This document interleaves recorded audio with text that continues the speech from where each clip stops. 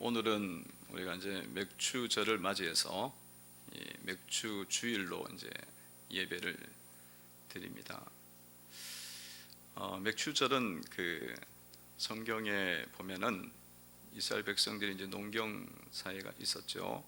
그래서 밀을 심었을 때에 밀을 이제 거두는 그 때에 맞춰서 절기를 지켰습니다. 그게 이제 초실절이라 그러기도 하고 또 칠칠절이라 그러기도 하는 그런 절기인데, 그때에 맞춰서 이제 이 하나님께 감사했어요. 그 하나님 그때에 하나님께 나와서 감사해라. 그래서 이 맥추절 이 초실절이 세워졌고요.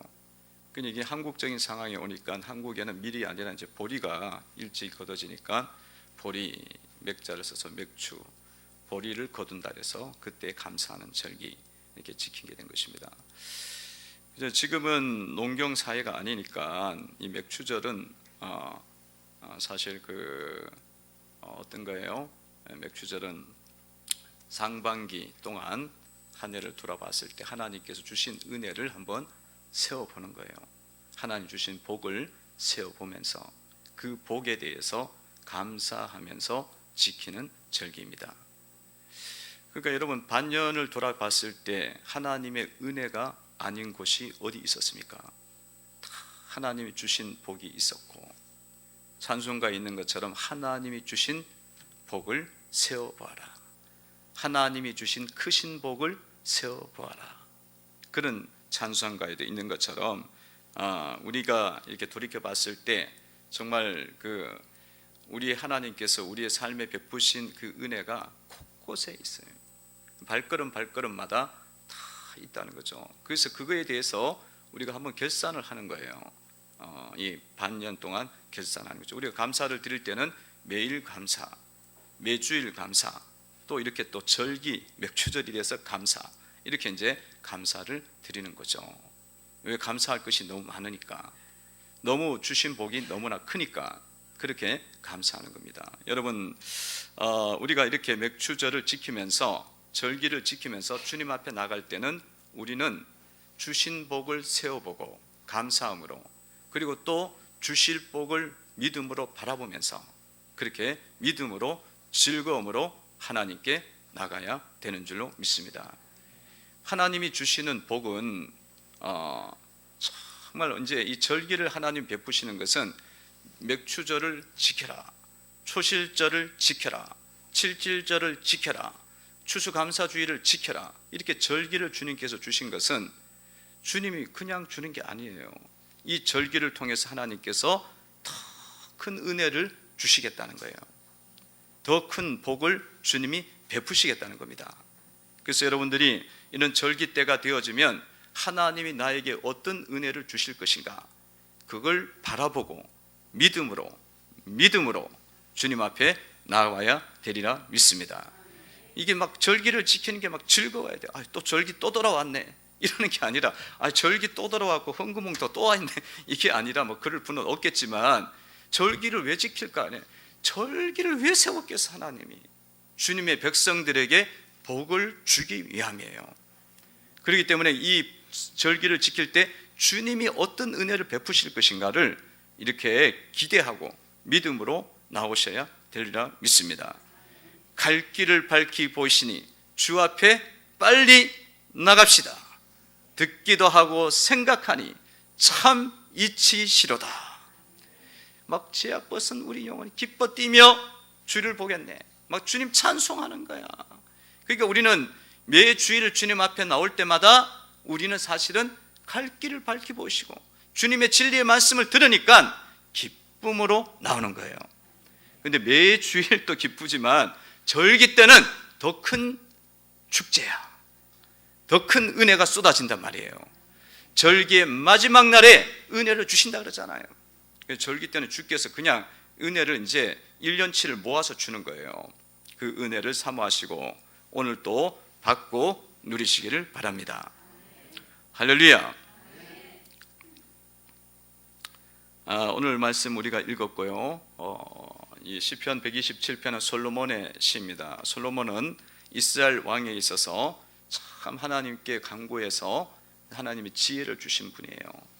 그래서 하나님이 주신 지혜가 너무 커갖고 하나님 그 복을 많이 받게 돼서 이스라엘의 이 가장 부국하고 강성한 시대를 이끈 왕이죠. 그 왕이 솔로몬입니다. 다윗의 아들 솔로몬인데 솔로몬이 지혜는 전무후무했습니다. 그리고 솔로몬의 나라도 전무후무할 정도로 굉장히 번성했어요. 이 솔로몬이 오늘 성령의 은혜를 받아갖고 감동을 받아서 오늘 말씀을 기록한 게 시편 127편입니다. 솔로몬의 시예요. 솔로몬이 오늘 고백하면서 여호와께서 집을 세우지 아니하시면 세우는 자의 수고가 헛되며 여호와께서 성을 지키지 아니하시면 파수꾼의 경성함이 헛사로다, 이렇게 고백을 하고 있습니다. 솔로몬은 하나님께서 집을 세우심을 믿었다는 거예요. 하나님께서 성을 세웠음을 믿었습니다. 솔로몬은 그렇게 믿었어요. 솔로몬은 그의 생애 속에서 집도 많이 짓고 궁궐도 정말 몇 년에 걸쳐서 지었어요. 몇 년에 걸쳐 짓고 성도 많이 건축했습니다. 그 궁궐을 몇 년에 걸쳐서 지었다고 생각을 해보세요. 일꾼이 동원되고 기술자가 동원되고 솔로몬도 얼마나 그 건축에 대한 식견이 있었겠어요. 근데 그 솔로몬이 결론을 이야기하는 거예요. 결론에 이 집을 하나님이 세우신다는 거예요. 사람이 세우는 것 같지만 하나님이 결국은 세우신다, 그걸 믿는 거예요. 성을 내가 세우는 것 같지만 성을 하나님이 세우시는 거야.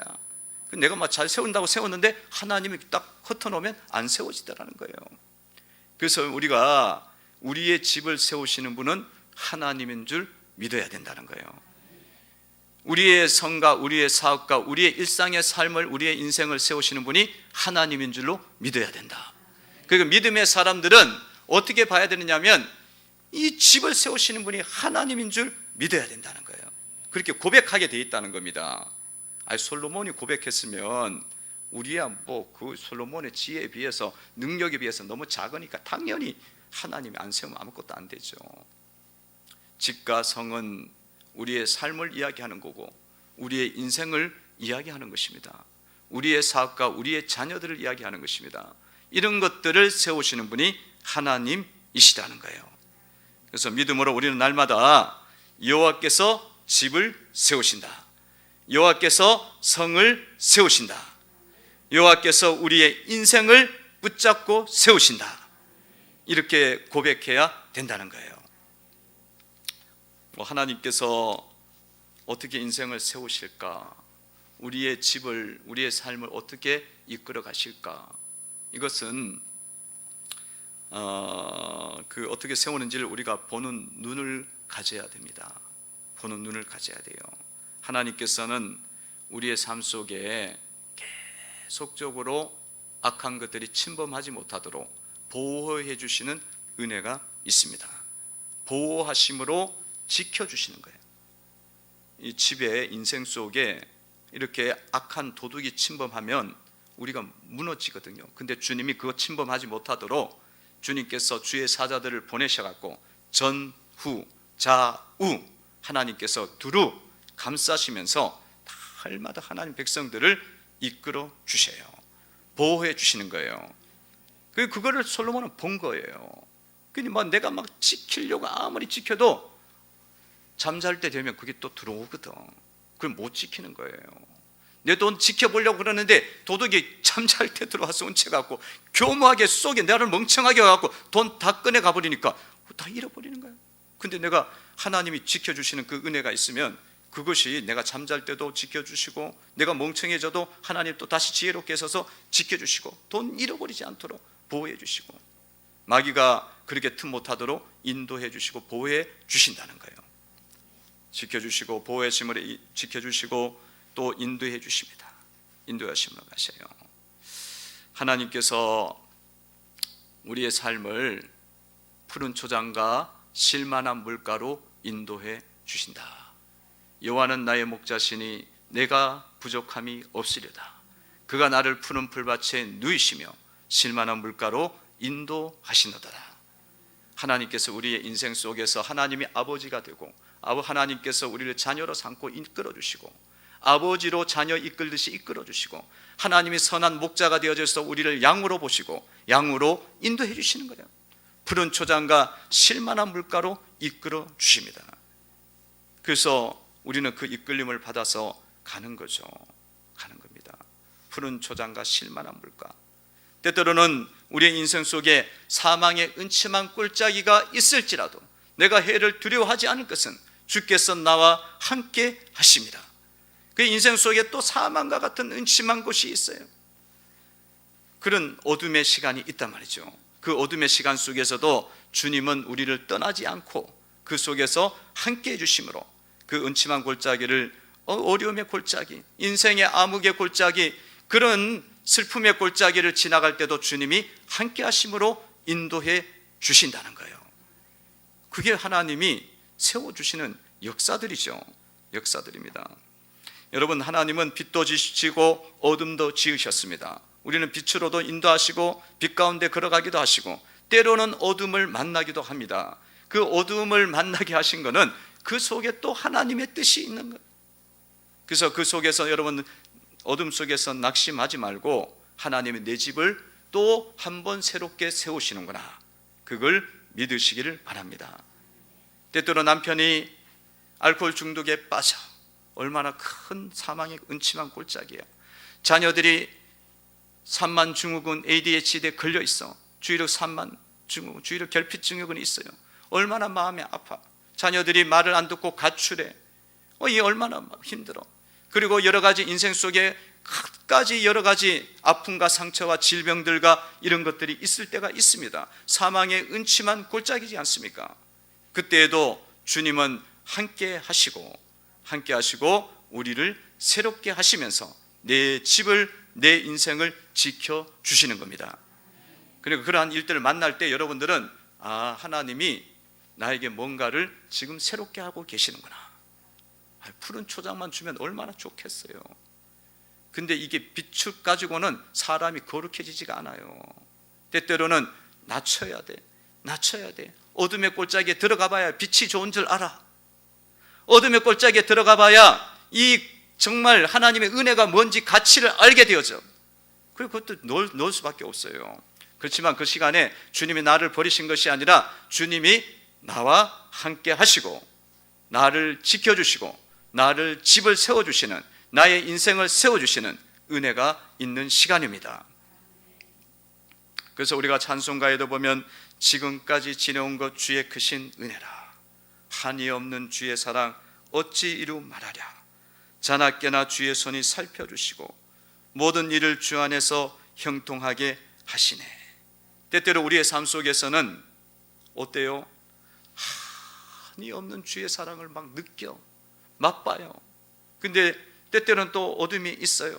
그래서 2절 하반절에 보면 사랑 없는 거리에나 험한 산길을 헤맬 때 주의 손을 굳게 잡고 찬송하며 가리다. 때때로는 정말 사랑이 하나도 없어. 이렇게 아프고 쓰디쓴 이런 물을 먹고 내가 살아야 되느냐, 이 독즙을 마시고 쓸개즙을 마시고 내가 인생을 살아야 되나. 그때가 있어.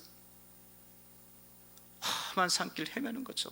험한 산길 헤매, 사랑 없는 거리를 걸어갈 때 얼마나 마음이 아파요. 다 나를 무시하고 나를 몰라보고 알아주지도 않고 안아주지도 않고 막 그럴 때도 있어요. 그렇지만 그 속에도 주님이 함께 하시고, 그래서 이 찬송가의 가사에 있는 것처럼 주의 손을 굳게 잡고 찬송하며 걸어가야 된다는 거예요. 그렇게 고백을 하잖아요. 그러니까 하나님은 이런저런 방식으로 우리의 인생을 세워주십니다. 여호와께서 집을 세워주신다. 여호와께서 집을 세우시니 세우지 아니하시면 세우는 자의 수고 헛되며 성을 지키지 아니하시면 파수꾼의 깨어있음이 헛사로다. 하나님이 집을 세워주십니다. 따라해 보시기 바랍니다. 하나님이 집을 세우신다. 하나님이 집을 세우신다. 하나님이 인생을 세우신다. 하나님이 성을 지키신다. 하나님이 성을 지키신다. 하나님이 세우시는 거예요. 그게 얼마나 감사합니까? 감사해요. 솔로몬은 모든 것 다 갖고 있었기 때문에, 너무 많은 걸 갖고 있었기 때문에, 지혜가 있었기 때문에 자기가 다 세웠다고 이야기할 수도 있어요. 착하게 빠져갖고. 근데 그 사람이 그렇게 이야기하지 않더라는 거예요. 왜? 믿음이 있었기 때문에 그래요. 믿음의 눈으로 바라볼 때에는 하나님이 다 세우시는 거예요. 믿음의 눈. 그래서 우리는 성도 여러분들은 믿음의 눈을 가지고 믿음의 고백을 해야 되는 줄로 믿습니다. 믿음으로 살아야지. 믿음 없는 자가 되면 안 되죠. 솔로몬은 또한 자녀들을 바라보면서 하나님의 선물이다 이렇게 고백하고 있어요. 120편 3절에 보면은 이렇게 나와 있습니다. 한번 읽어봅니다. 시작. 보라, 자식들은 여호와의 기업이요 태의 열매는 그의 상급이로다. 아멘. 솔로몬이 자식을 낳았어. 그 자식을 보면서 내가 낳았지, 내가 먹였지, 이렇게만 이야기를 하지 않는다는 거예요. 자식을 보면서 이 자식은 하나님이 나에게 주신 상급이다, 선물이다, 하나님이 주신, 내가 키우라고 맡겨주신 기업이다, 이렇게 바라봤다는 거예요. 그러니까 우리가 자녀를 바라보면서 이건 내 자식이구나 이렇게만 바라보면 믿음의 사람이 아닌 거예요. 믿음의 사람은 이 자녀들이 왔을 때에 하나님이 나에게 복을 주신 거구나, 선물인 줄로 믿습니다. 여러분들의 주변에 있는 게 다 복이죠. 복입니다. 여러분 자녀는 하나님이 주신 선물입니다. 복입니다. 믿으십니까? 여러분 남편도 하나님이 주신 선물입니다. 믿으십니까? 별로 아멘 소리가 그것도 선물인가? 하여튼 선물이에요. 별로 하고 싶지가 않아, 그죠? 선물인가? 그 생각이 들 때가 있어요. 근데 자식은 선물인 게 팍팍 다가와. 팍팍 다가오는데 남편은 저것이 때때로 그런 생각이 들 때가 있죠. 이 믿음이 안 생기면. 여하튼 하나님이 주신 선물이다, 기업이다라는 것은 하나님이 우리에게 주신 뭐냐면 하나님이 맡겨주신 그런 대상이라는 거예요. 관리하도록 맡겨주신, 우리는 그래서 자녀에 대해서 청지기 직을 가지고 있는 거예요. 청지기 직분을 감당하셔야 돼요. 청지기 직분. 여러분 청지기는 뭐예요? 직원이야. 하나님 나라의 직원인 거예요. 하나님 맡겨주신 것 관리를 잘해야 돼. 선물로 주셨기도 하지만 기업으로 주셨단 말이에요. 그래서 우리가 그 아이를 잘 키워야 돼요. 잘 양육해갖고 하나님께 영광을, 결산을 한다니까. 이 자식을 가지고 결산을 하기 때문에 잘못 키워놓으면 이게 하나님 앞에 면목이 없어요. 내 자식 내 마음대로 하는데 이게 아니에요. 그건 세상적인 생각이고, 믿음의 사람은 하나님이 맡겨주신 기업인 거야. 기업이라는 거 잘 운영을 해야지, 그 양육을 잘해야죠. 잘 양육해서 어떻게 양육해야겠습니까? 자녀를 믿음으로 양육해야 됩니다. 믿음으로. 세상 방법으로 양육하는 게 아니라 믿음으로 양육해야 돼요. 믿음으로 양육해야 돼. 그 세상의 방법으로 자꾸 양육을 하면 하나님 자녀를 우리가 잘못 키우는 거예요. 잘못 키우는 거예요. 믿음으로, 말씀으로 양육하는 겁니다. 믿음으로, 말씀으로 양육해야 돼요. 여러분 모든 성경은 하나님의 감동으로 된 것으로 교훈과 책망과 바르게 함과 의로 교육하기에 유익하니 이는 하나님의 사람으로 온전케 하며 하나님의 일을 하기에 준비하게 하려 함이로다. 그 말씀으로 잘 양육해야 돼요. 손주들도 잘 양육해야 돼요. 말씀으로.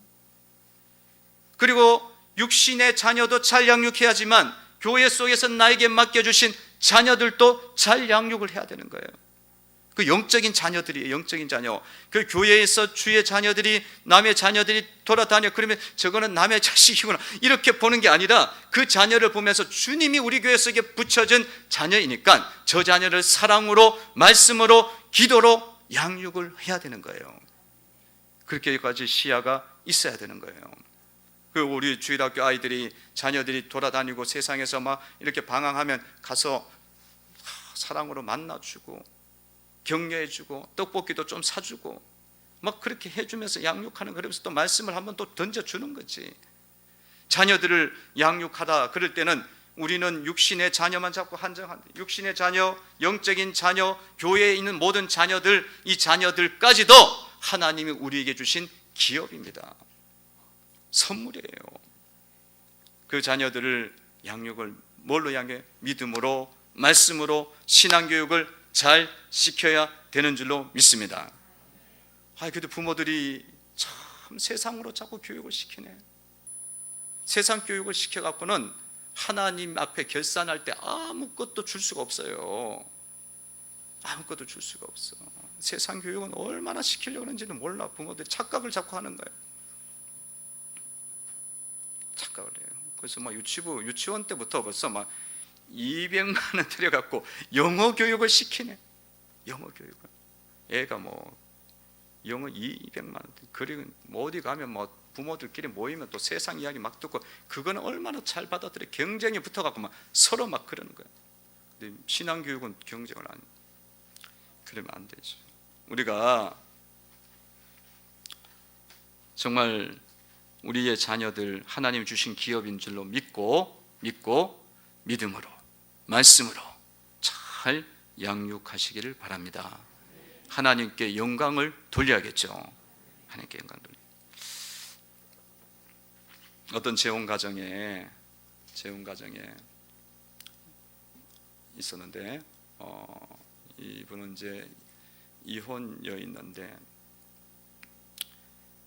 애가, 어린 아이가 딸린 의사 남편을 만났어요.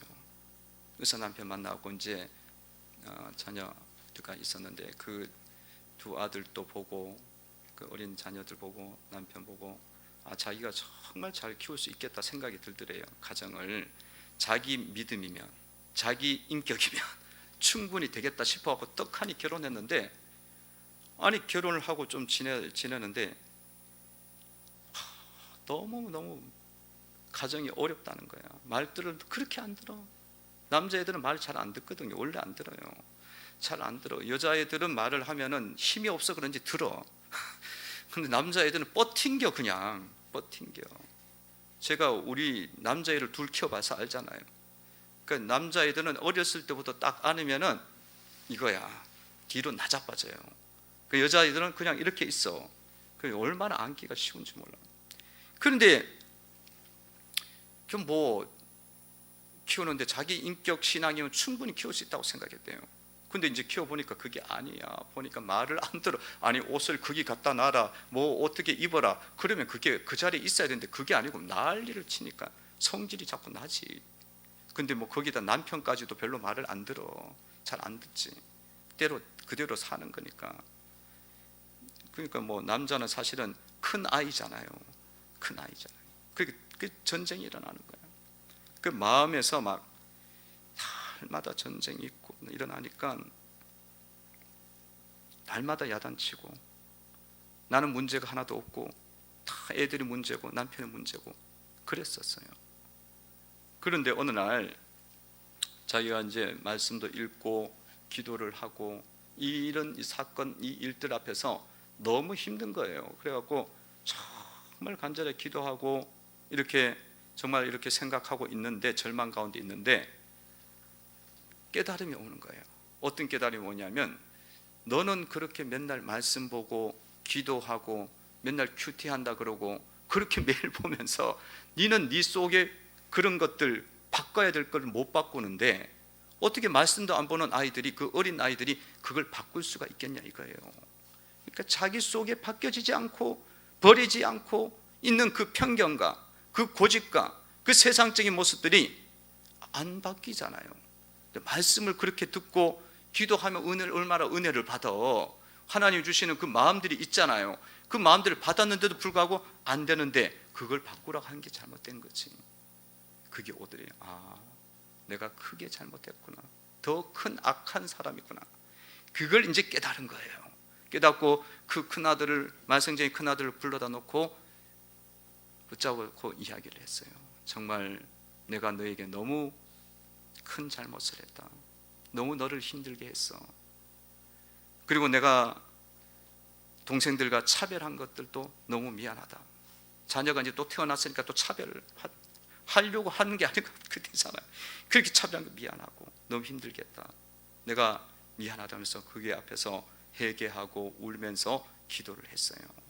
그랬더니만 그 아들이 자기도 잘못했다고, 엄마 저도 잘못했어요. 엄마 마음을 많이 힘들게 했죠. 그러면서 아이가 바뀌기 시작하더라는 거예요. 바뀌면서 집 밖에 나가는데도, 외출하는데도 너무 기쁘고 즐겁게 나가더라는 거예요. 그러면서 간격이 점점점 이렇게 좁혀지면서 사랑의 가정으로 만들어지게 되고, 그 아이가 이제 조금 더 크니까 하는 이야기가 어떤 이야기를 하느냐면 어떤 이야기냐면 이 우리의 가정이 재혼 가정이라고 해서 당연히 이렇게 문제가 있다는 것을, 문제가 있다 이렇게 생각하는 게 잘못된 거다. 그렇게 깨달음이 왔다는 거예요. 그래서 재혼 가정 속에 많은 사람들이 당연히 상처가 있겠지 이렇게 생각하는 것은 잘못된 거다. 그거에 대해서 알려주고 싶은데 그게 힘들다는 거야. 잘 이해를 못하니까. 그렇게까지 깨달음이 왔어요. 모든 가정 속에는 다 어려움이 있는 거예요. 다 어려움이 있는데 그거에 대해서 우리는 잘 생각을 못하죠. 근데 이 인생에 대해서, 삶에 대해서 하나님의 관점과 성경적인 이해를 통해 갖고 자기의 인생을 보기 시작하는 거예요. 일어나는 일들을 해석하기 시작하는 거예요. 왜냐하면 문제가 일어나는 건요, 그런 어떤 상황에 의해서 일어나는 게 아니에요. 근본적으로 내 속에 있는 죄성 때문에 일어나는 겁니다. 욕심 때문에 문제가 일어나는 거예요. 욕심 때문에. 그거를 해결하지 않는 이상은 해결이 되지 않아요. 그래갖고 그 아이가 그렇게 믿음 안에서 세워지는 것을 경험하게 됐다는 것입니다. 누리게 됐어요. 성도 여러분, 여러분들은 자녀를 양육하면서 이렇게 믿음으로 잘 양육하셔서 아이들이 인생과 삶에 대한 모든 것들을 하나님 말씀으로 바라볼 수 있는 아이로 양육을 하셔야 됩니다. 하나님 말씀으로 해석을 할 수 있어야 돼요. 그게 대화가 돼야 돼. 가정에서 대화가 돼요. 그러면은 사탄, 마귀, 원수들 물리치는 기도원과 같은 용사가 됩니다. 용사가 돼요. 오늘 5절에 보니까 이렇게 나와 있죠. 읽어봅니다. 읽습니다. 시작. 이것이 그의 하살통에 가득한 자는 복되도다. 그들이 성문에서 그들의 원수와談판할 때에 수치를 당하지 아니하리로다. 아멘. 이 원수들과 이談판을 할 때, 싸움을 할 때 수치를 당하지 않는다는 거예요. 세상 살아갈 때에 이 원수들이 있잖아요. 마귀들이 있단 말이에요. 마귀들과의 그런 전쟁 속에서 말씀으로 세워진 사람들은 하나님의 말씀의 검을 가지고 그 세상의 가치관을 무너뜨리고 어둠의 영의 역사의 미혹들을 분별해내갖고 그것이 잘못됐다고 이야기할 수 있는 용사들이 된단 말이에요. 원수들을 물리치는 거야. 근데 이걸 말씀 교육이 안 되고 신앙 교육이 안 되면은 세상 이야기가 쑥 들어오면 그 이야기에 끌려 따라 살아가는 거예요. 능력이 없잖아요. 그리고 맨날 원수가 조롱하는 거야. 마귀가 조롱하고 희롱하고 이리 와 그러면 이리 가려가고, 저 세상의 저 물질을, 저 욕심을 취해 그러면 그게 붙잡히고, 세상의 어떤 향락의 그 충동에 빠지면 그 마귀가 다 희롱하는 거지. 죄성을 갖고 있는 우리를 희롱하는 거야. 근데 이 아이가 말씀의 능력이어서, 신앙의 능력이어서 그 마음속에 말씀이 없으니까 해석이 안 되니까 지는 거예요. 맨날 수치를 당하는 거야. 여러분 자녀가 이렇게 수치를 당하게 되도록 양육하시겠습니까? 여러분의 손주들이, 여러분의 주변에 있는 일가 친척의 자녀들이 이렇게 희롱당하고 있는데 우리가 가만 있겠냐 이거예요. 우리는 우리의 자녀들을 하나님의 기업으로 보고 정말 아름다운 믿음의 자녀가 되고 세상과 싸워서 이길 수 있는 기드온과 같은 용사, 다니엘 같은 인물들로 우리가 양육해야 되는 줄로 믿습니다. 이 양육이 이루어져야 돼요. 하나님의 기업이기 때문에 그래요. 참, 지금 어때요? 애들이 중학교만 가면 교회를 안 나와. 믿음을 끊어버려. 그 뭔 양육을 우리가 어떻게 했다는 거죠? 그 얼마나 이게 수치래, 수치. 마귀가 얼마나 애들을 데리고 논다는 이야기야. 그냥 데리고 논다. 자, 우리가 이런 주님이 주신 기업 태 열매를 말씀으로 믿음으로 양육해서 하나님께 영광을 돌려야 되리라 믿습니다. 3절 보시기 바랍니다. 읽어봅니다. 시작. 보라, 자식들은 여호와의 기업이요 태의 열매는 그의 상급이로다. 아멘. 우리가 이렇게 살아갈 때에 자녀들도 잘 자라고요. 그리고 하나님께서 이런 믿음 가지고 집을 세우시는 분이 하나님, 자녀를 선물로 주신 분이 하나님, 기업으로 주신 분이 하나님인 것을 고백하고 살아갈 때 우리 삶 속에는 하나님이 계속적으로 은혜를 주시갖고, 어떤 은혜를 주냐면 잠을 주신대요. 잠을 주신대. 2절을 한번 보시기 바랍니다. 읽어봅니다. 시작. 너희가 일찍이 일어나고 늦게 누우며 수고의 떡을 먹음이 헛되도다. 그러므로 여호와께서 그의 사랑하시는 자에게는 잠을 주시는도다. 아멘. 아이, 잠자는 게 뭐 그렇게 복인가? 안 그래도 교회 오면 잠이 잘 오는데. 아니, 설교 듣다 보면은 뭐 또 잠이 와. 잠이 오는데 이게 복이야? 이때는 복이 아닌 것 같은데. 잠 잘 자는 게 그냥 잠이 잘 오는 게 아니에요. 집에서 발 뻗고 자는 게 마음이 편해야 잠이 오잖아요. 마음이 편해야. 마음이 근심과 염려와 불안과 분노와 다툼이 있으면은 집에서 아무리 피곤해도 누워도 잠이 안 와. 그 불면증 그래서 걸리는 거예요. 불면증 걸려갖고 막 불면증 약 먹고 막 그런데 또 더 힘들어져. 왜냐하면 약 먹으면 또 정신이 몽롱해져 갖고 점점 이게 몸이 피폐해지는 게 이게 악순환이 계속되잖아요. 그러니까 잠을 못 잡은 사람은 잠이 하나님이 주시는 사랑이고 하나님이 주시는 복이라는 걸 깨닫게 됩니다. 인정이 돼요. 하나님은 우리에게 잠자는 복. 여러분, 미국의 통계에 의하면은 미국 사람들이 불면증 걸려갖고 이 불면증 약 시장이 어마어마하대요. 수조래.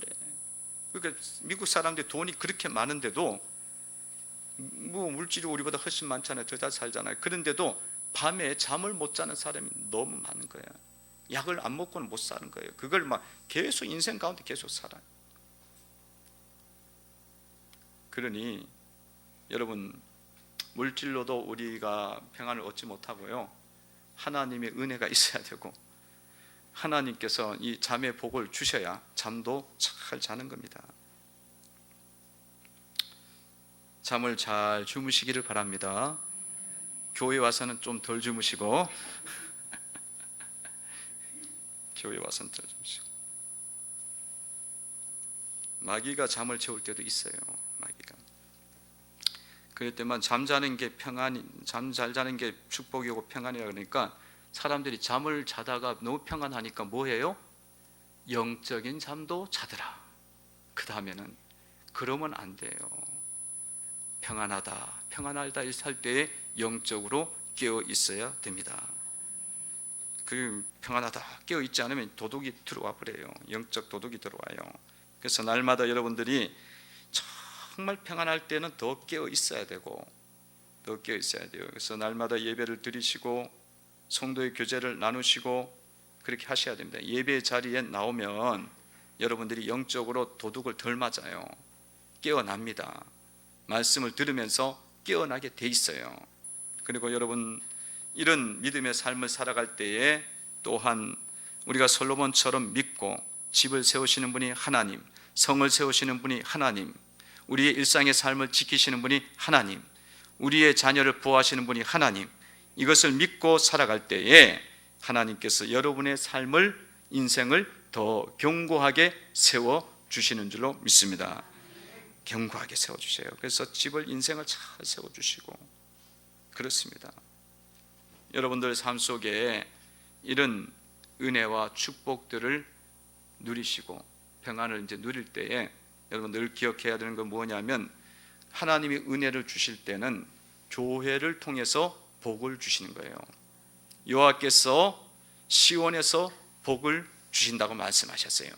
시편 128편에 보면 교회를 통해서 은혜가 흘러가는 거야. 가장 큰 은혜가 뭐냐면 말씀이 흘러가는 거예요. 진리가 나오는 거예요. 그 은혜가 흘러나와. 그래서 여러분들이 지금 이렇게 많은 복을 받고 은혜 가운데 살아갈 때에 그게 이 교회의 이 건의 속에서 주님께서 이 도구를 사용하셔서 주신다는 걸 놓치면 안 돼요. 그걸 놓치는 순간 우리는 굉장히 교만해질 수가 있어요. 잘못 생각할 수가 있어. 하나님께서 그런 방식을 통해서 주시고, 특별히 오늘 여러분 감사절 이 절기를 지킬 때 주님이 예비하신 축복이 흘러나올 줄로 믿습니다. 그 복을 믿고 날마다 절기를 지키시기 바랍니다. 여러분 맥추절, 추수감사주일, 또 송구영신 예배, 부활절, 성탄절, 또 우리가 기념 예배, 이런 모든 절기 속에는 주님이 은혜를 주시는 거예요. 명절 끝날에 하나님이 복을 주시는 거예요. 복을 명하시는 거죠. 그것을 우리가 믿고 나아가셔서 하나님께 은혜도 있고 감사하는 삶이 되기를 주의 이름으로 축원을 드립니다. 기도드리겠습니다.